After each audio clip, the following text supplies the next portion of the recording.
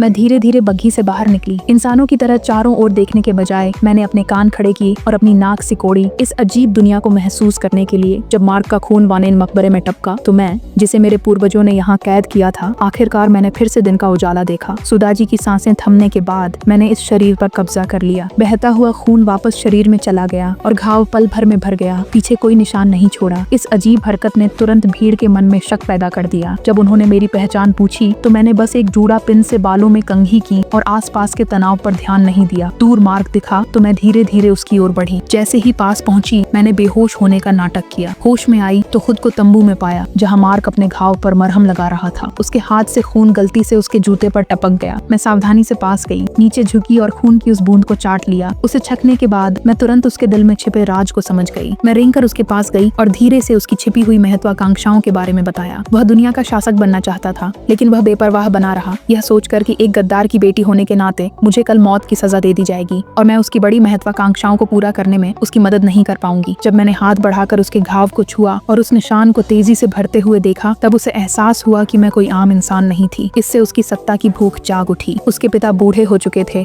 और बड़े भाई को बहुत ज्यादा पसंद किया जाता था, इसलिए युवराज का पद पहले से ही तय था। हालांकि मार्क ने बड़ी उपलब्धियां हासिल की थीं, अनगिनत विद्रोहों को कुचला था, पर उसके पिता ने उसे कभी पसंद नहीं किया। जिस दिन सेना जीतकर लौटी, मार्क ने सुहू का सिर अपने पिता को भेंट किया और मुझे बड़े राजकुमार को सौंप दिया। जब बड़े राजकुमार ने मेरी सुंदरता देखी तो वह तुरंत खुशी से मुस्कुराया और सैनिकों के लिए जश्न मनाने का ऐलान किया। उसे जरा भी अंदाजा नहीं था कि एक बहुत बड़ी साजिश चुपचाप उसकी ओर बढ़ रही थी।